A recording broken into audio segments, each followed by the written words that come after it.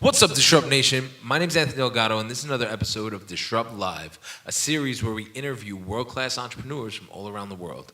Today, we have a super special guest, my good friend, DJ. DJ is the co-founder of WorkVille, the top-rated co-working space in New York City, blocks away from Bryant Park, blocks away from pretty much the biggest city in the world. Is that true? Yeah. Times Square, Penn Station, and it's located right in the center of Manhattan. My good friend DJ. DJ, thank you so much for being on the show, dude. Thank you so much. Thank you for the invite to come to Puerto Rico. I needed a much-needed break that I needed, so thank you so much, and it's been amazing.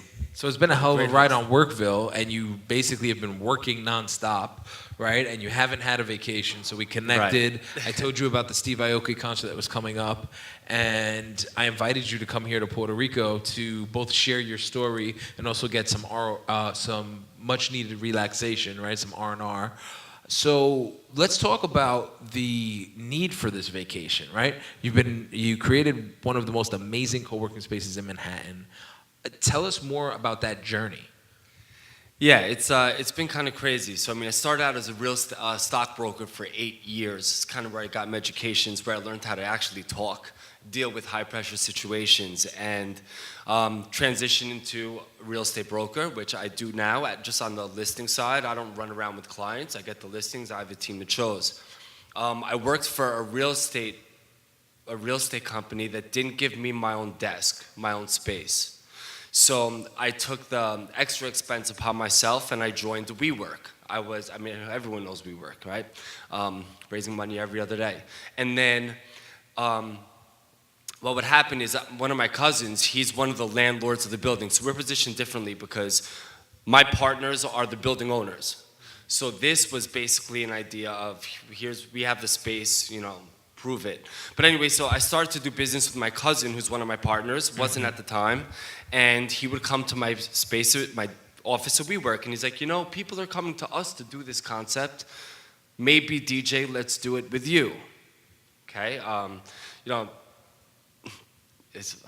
wow, this is 2015. Well, at first I said no. They then asked me for about $100,000 to be a partner. I was like, yeah, let me just go to the ATM, I'll be right back. Okay, it doesn't work that way. And as a broker, you have a lot of freedom. I wasn't quick to give that up. Plus, I had no idea what I was getting into. All I knew was that I was a member in a co-working space. I never ran a company, never managed a team. Okay, so I said no, I couldn't do it.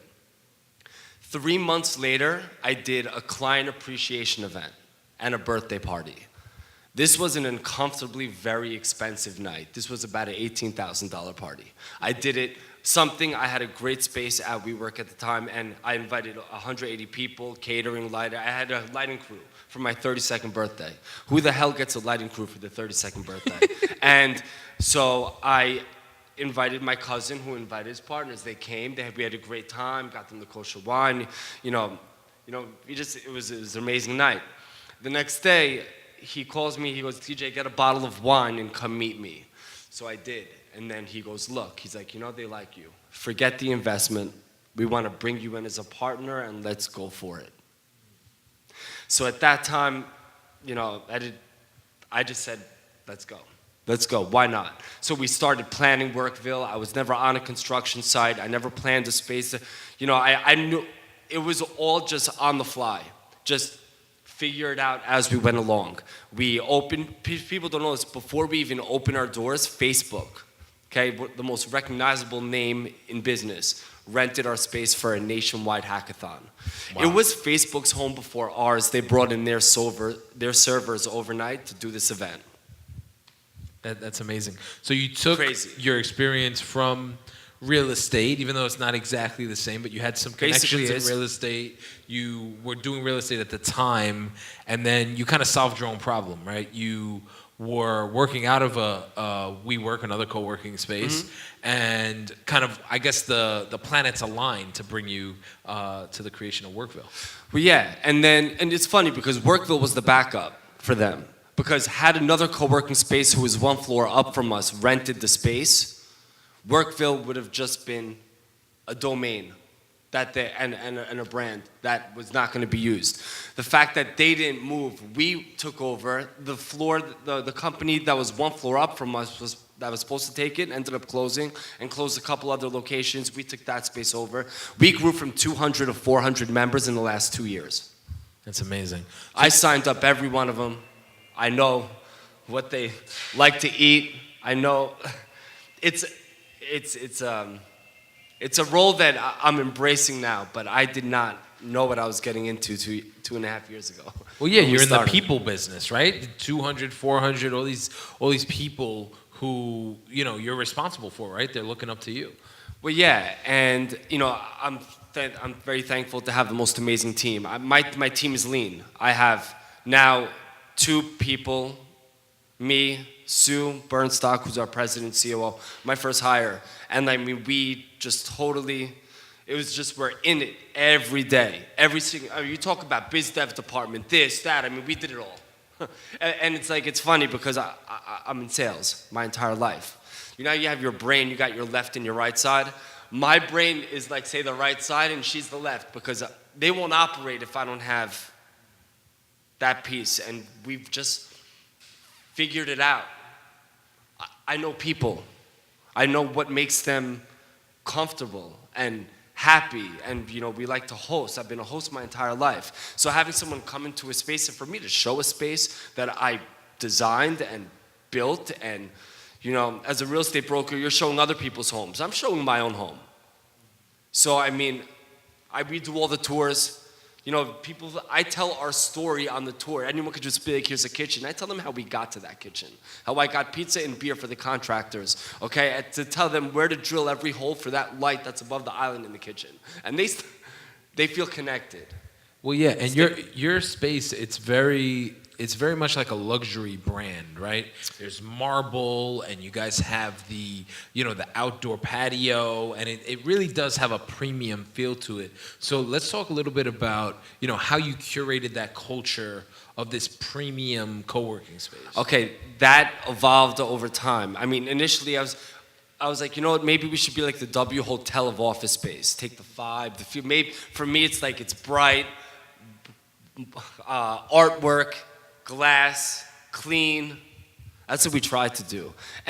But even so, when we first opened our doors, I wanted it to be a canvas. I didn't want people to come in and see everything already done. So the artwork we did over time. They watched the place evolve once they joined our space, and they feel more connected to it. They give some input, So that was a very, very much, and then the brand started to develop as time went on, and our look. So we didn't have it right off the bat. Very cool. Where do you see your brand evolving in the next 5 to 10 years? Look, I'm looking one floor at a time, one location at a time. So you guys just doubled in capacity, right? You went from the first floor. What is it? The 21st? We have 21st floor. Now we have the 22nd floor. So right now we're in a mode where we just want to refine the business. A space is very easy to manage when nobody's in it. Put people in it. You need to put a sign above an elevator button and say, here's an elevator button. You would be surprised what people don't even, things that you need to think about. What was the craziest thing that a member have you ever had to kick a member out? Oh, so we have surveillance like the Bellagio. Okay.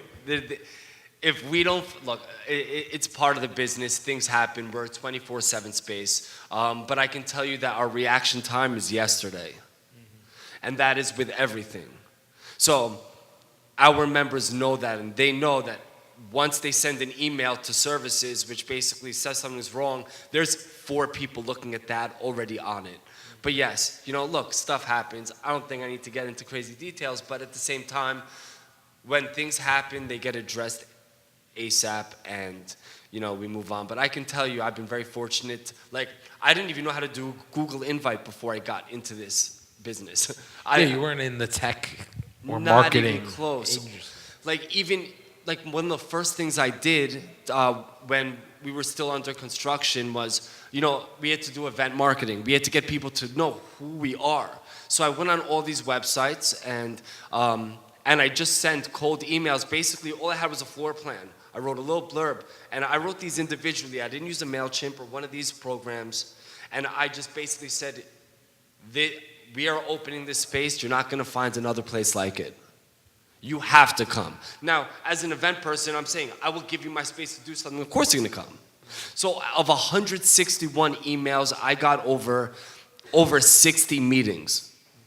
And that's how people started to learn about us and we started to gain some traction. And it was, it worked. It worked, definitely. And the reason we've been able to grow so fast is our retention's high. We have over a 90% retention. We opened a new floor on 22, 90% of that floor started on my original. Because we built larger offices. So people came and thank God they stayed and continue to. So our next step, hopefully we could have to foster the growth from those other companies. I'm really larger team offices. But the best part is not knowing. I came here to Puerto Rico, I had no idea what the hell I was in for. All I knew is that we had a host, who was Anthony Delgado, who sent me a DM on LinkedIn and said, call me. I'm like, I emailed my friend Jason. I said, what's going on here? I said, he's like, no, see what he wants. So I call you and you're like, yeah, I'm doing this whole thing, you're going to be in Puerto Rico. The next morning, I met with Jason at my office and we booked our tickets. And we said, we're coming. It's amazing. And this is the part, it's funny, you get so involved in building a business and a brand. I'm talking the last 4 years from planning to now.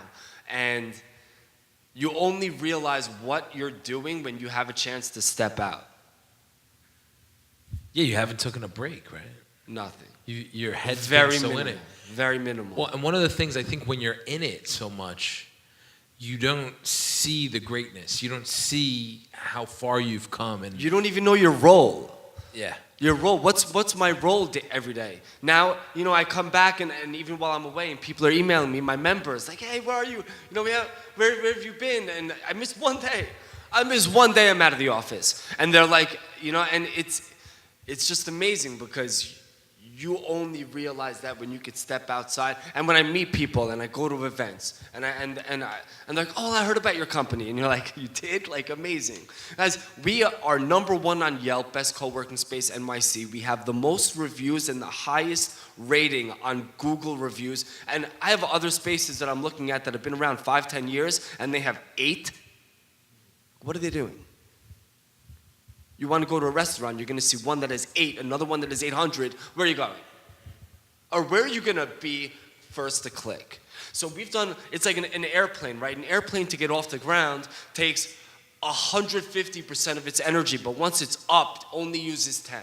I see us getting closer to that 10. Because to scale to other locations and get other spaces is easy once you have the leads coming in. Once you have the visibility online. It is impossible to search for co-working in New York City and not come across WorkVille. Thank you to my team for that. They did a great job. For sure. Are doing. And now you're on the cusp of having your business now on autopilot, right? So that you're using the 10% of the business to scale. You've already built the brand. You've already built the name, the reputation, and now it's really time to scale, not only throughout the tri-state area, but then globally. So that I'm telling you is without question, for any business, scaling is the biggest challenge. And I say to myself, I know what it takes to operate it, all the different processes, all the different platforms. A lot of them don't speak the same language. A lot of them don't talk to each other. So now it's like, okay, you could have a business, but how do you get that business sellable? If somebody were to say, DJ, I will give you right now 10 million for the name, which I think is a very low ball. I wouldn't, no. But can they step in the next day and take that business over? Right now, the answer is no. It's no, but I'm not worried about that right now. Once you can get down the processes with your team, and the whole point, retention of a team is important, because if I were to lose one of my team members, retraining everything it's tough. So I'm focused right now on keeping my members happy, keeping my team happy, getting the place profitable, and I'm in a position where I can take care of my team and of the people that help take care of this company and the members. And I am now assuming a larger role than I would have ever imagined. Well, yeah, you're like the chief firefighter, the chief marketer, the customer service. You're everything. Like they say like the drama goes uphill, right? So everything is your fault as the face of this brand. The face, but not all the credit. And so that's the thing. So it's like, I've been so fortunate to have the most amazing team. I can't even say that enough because that is so important. I have a president of our company, Sue Bernstock. I mean, you give her a pat on the back and she'll hit your hand. What are you doing?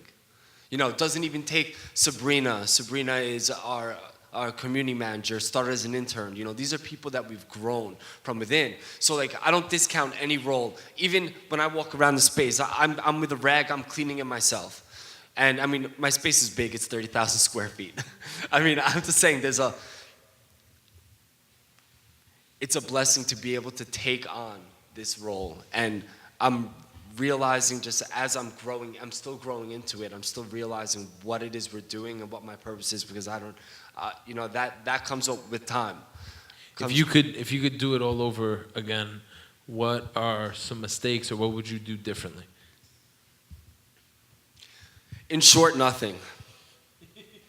And I'm not saying that to be arrogant. I'm not saying it to be cocky. I really think that the approach, like I've let everything just happen organically. Well, if you're looking for your phone or you're looking for your keys, chances are you're not finding it. You turn around, you're not looking for it. All of a sudden, you have it.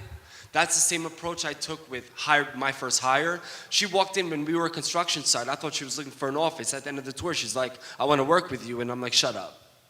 Really? I didn't put posts. I didn't put ads. I wasn't saying, well, we're hiring.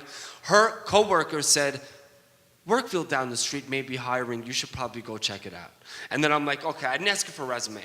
Okay, she had the look. She was put together. She had the brains. She operated a similar space. To me, I'm just like, check. I don't meet my partners. I need their blessing. But the whole point was it all developed organically. When we do things within the space, we let them develop naturally. Nothing's artificial about it. And we take a lot of pride in that approach, and I mean, so far it's working. It's kind of exciting time, and we got our holiday party coming up, and what do I get to do? Plan a party for 400 of my friends? And we throw out, no one could touch us with holiday parties. It's an exciting time. What are some things? What are some things in the New York tech startup ecosystem that you think are different from the rest of the world? Things that are different in the New York tech? Yeah, what makes New York tech special? But New York is just special. I mean, think about it, right? You can get whatever you want, whenever you want, when you're in New York. Could be anything. Could be a sausage, egg, and cheese. You want that at 4 in the morning? At whatever. I'm just saying, like, I'm a breakfast guy. That's the only reason I made that analogy. But at the same time, there's the city that never sleeps. Right? They say the city's so nice they named it twice. I mean, there is nothing like New York. Now, I can't speak on the rest, but this is my first time speaking anything tech, but outside of New York. So I'm not the best person to ask that question. And I'm still learning, especially now. Like, I know that being the face, I got to be more visible. I got to go out there. That was a big motivation for me to come to see you in Puerto Rico. Just step out of my comfort zone. But I mean, just tech in general. There's people say, oh, what kind of members do you want in your space? Someone who's coming to grow. Someone who's not coming to downsize. You have someone that wants to go from a 10-person office down to a 2. There's certain industries that are just downsizing in general. I know that if they take space at WorkVille, they're not going to grow past that office, so the evolution, it kind of stops the growth of the company. The reason we've been able to double is because we had companies that started at a 2 and needed a 20. And those are the companies that we want. Those are the people that are gonna make businesses grow and make the world go round. Yeah, for sure. Yeah, and I think that's important, especially for a startup, like you mentioned, is to be intentional with who your customers are, right? Because who your customers are going to dictate the future of your organization, right? As your customers grow, you can grow. If your customers are downsizing, you're going to downsize. So not only co-working, I mean, I feel like that could apply, to a lot of different businesses. Well, I mean, the difference between us and just say WeWork is that personal touch. I mean, once you get to a certain size, it's difficult to keep fostering that. You have a different change of personnel and everything. But they say, what makes the space so special? Listen, it's great that we have terraces. It's great that, we're 21st floor overlooking, the sunset. But when it comes down, it's the staff. If you look at every review online, it talks about the staff. It's the people, right? It's the people. It's people that they know if something's wrong, they could shoot me a text and they're getting an answer like right away. Doesn't matter where I am. It's the responsiveness, and people need to know that you're on top of stuff. We're very detailed with everything, and that's important in any business. For sure. I have one last question. What does disrupt mean to you? I was waiting for this one because I had a chance to digest it. Positive change. I know what the rest of our day and tomorrow is going to look like, and everything that, your reason for coming to Puerto Rico, right, was to bring positive change. Disrupt, right? Could disrupt anything, but I mean, I know we're going to be, going to the church tomorrow and in Ocean Park and donating food and helping people for Thanksgiving. I mean, if I had come normally, I'd probably be staying at the El San Juan, going to Brava, doing all those things. But now I come here with you, and I get to go to La Placita, go to, what's the calle by us? I'm staying at Calle Luisa. I'm staying at an Airbnb. Yeah. I mean, I would not be doing that had it not been for you. Or would I be, during my short stay making an impact and a positive one because you had influenced me and my company to do it. So positive change without question. That's awesome. DJ, thank you so much for your insights. Thank you so much for coming to Puerto Rico, man. I appreciate you. Thank you. Thank you so much.